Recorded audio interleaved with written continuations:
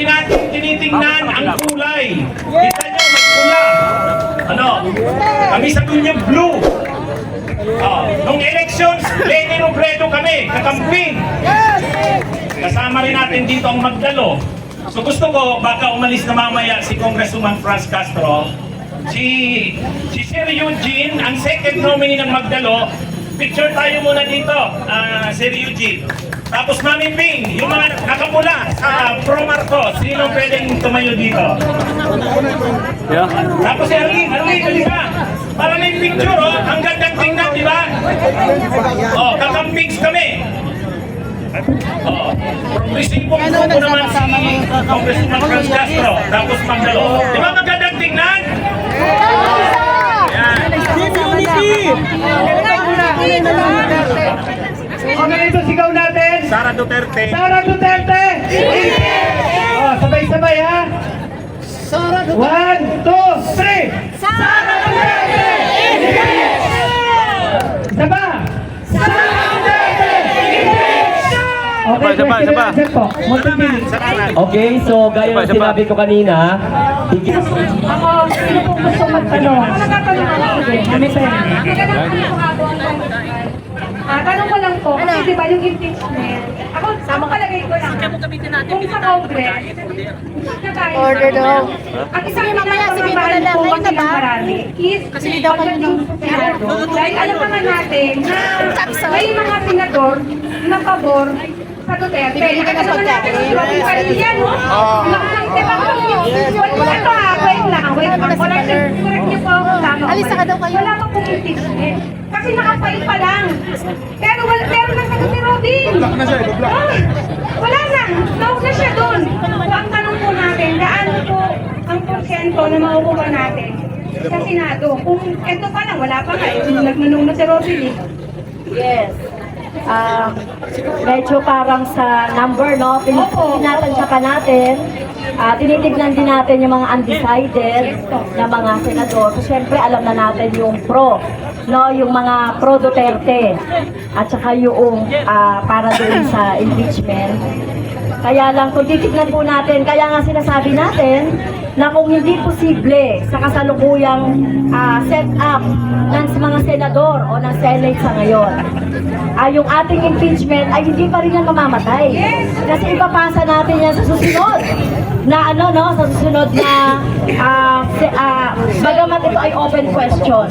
Sa susunod na susunod na Senate set up, no? At hopefully, yung sa susunod na Senate set up, mas marami ang for impeachment. Kaya dapat tignan nyo, no? Tignan nyo yung mga kandidato natin sa pagkasenador na dapat ay naninindigan sa tama, di ba?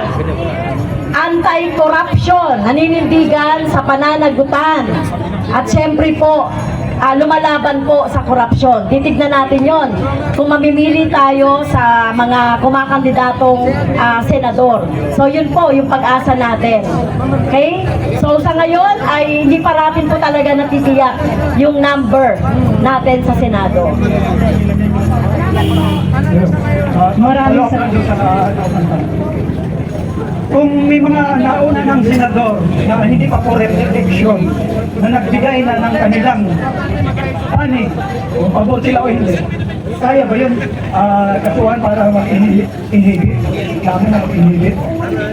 Well, yung po ay syempre karapatan po ng mga senador, no? Kasi yung impeachment po pag nasa kanila na po, sila na po yung magiging court or yung trial, impeachment court.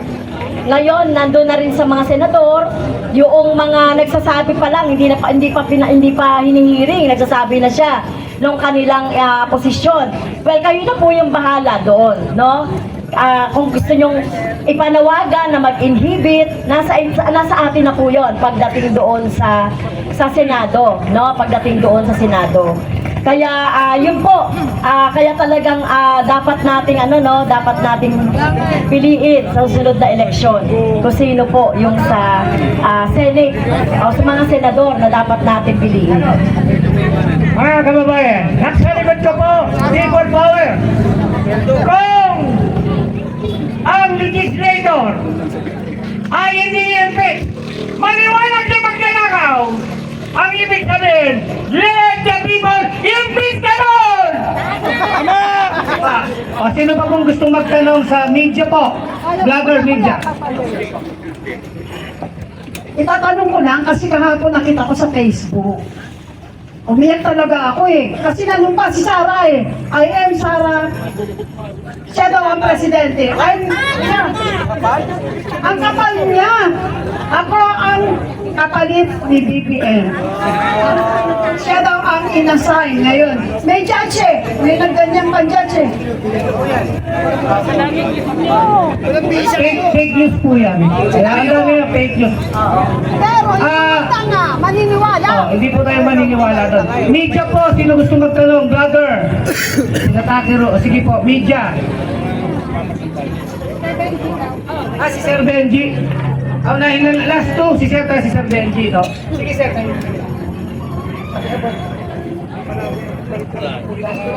EJ Morse po, bagong vlogger. Tanong ko lang po kay Congressman Castro. Talaga po ba ang presidente natin seryoso sa sinasabi niyang ayaw niya ng impeachment? O ang ating presidente ay kumikilos palihim? Wala ko po kinamang naman ng gano'n. Okay, so di ko kasi ako privy no doon sa mga pagpunta ng mga, di ba napalitaan natin pumunta yung mga senador doon kay PBBM, pero di po natin alam kung ano po yung napag-usapan. Pero kasi dalawang beses niya na sinabi, no? Sinabi niya na ano ba yung una niyang sinabi? Pagsasayang daw ng panahon ng impeachment, insignificant naman yan si Sara Duterte, di ba? Pero inulit niya pa eh, no? Parang wala na sa panahon ngayon, kailangan asikasuhin yung mga mahalagang bagay. So, dapat asikasuhin nga. Pero ano ba yung nangyayari sa atin ngayon? Talagang talamak pa rin yung kahirapan, yung inflation, etc. So, ewan ko lang po sa inyo, ano po yung nararamdaman nyo doon sa mga statements na yon ni Presidente. Pero kami po, hindi po kami naapektuhan doon sa statement ni Presidente. Tuloy tayo, tama ba?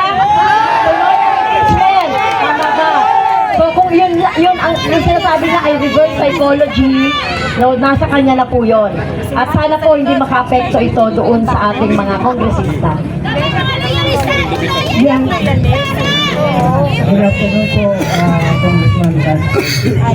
Tatanong ko lang kasi andun ka sa House of Representatives. Ano na po yung status ng sinasabing fourth impeachment complaint? Well, ang sinasabi po sa court impeachment complaint, meron daw pong 12 no, mga kongresista composing of minority and majority. Sinabi ni Secretary General na nagsabi sa kanya na wag munang hintayin muna yung fourth impeachment complaint. Pero sir, hanggang ngayon inaantay pa ni SecGen, baka itong fourth impeachment complaint nito ay combination na ito. Ang pwedeng mangyari, combination na to nung tatlo, tapos mabuo na yung 103. So kailangan nating abangan yon, kaya huwag tayong panghinaan ng loob doon sa ating sinusulong na impeachment. Ano po?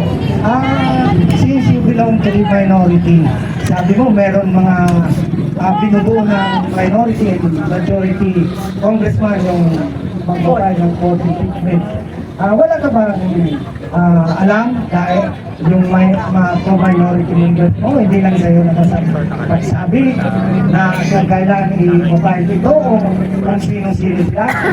Wala po. Kung meron man po ako naramdaman, di ko muna sasabihin kasi baka ma-preempt. No? Gusto nating magkaroon sila ng moment. So hindi natin pwedeng munang sabihin kahit na may alam ako na ilang mga kongresista sa minority and majority po. Hintayin na lang po natin hanggang next week. Kaya nga sabi ko sa inyo, gamitin natin ang ating lakas, di ba? Yung lakas po ng ating mga ibinoto sa kongreso, sa anumang pwesto ay nanggagaling sa atin. Kung tayo po ay may tulak sa kanila para makapirma doon sa impeachment complaint, ay dapat na gawin po natin at gamitin po natin yung ating paglalabi. Kung kailangan na magkaroon ng rally sa mga opisina nila, gawin natin yon para ma-convince natin sila. Okay. Maraming po salamat, Congresswoman Franz Castro. Palakpakan po natin si Congresswoman Franz Castro. So ngayon naman mga kaibigan, bago sa... Impeach Sara! Impeach Sara!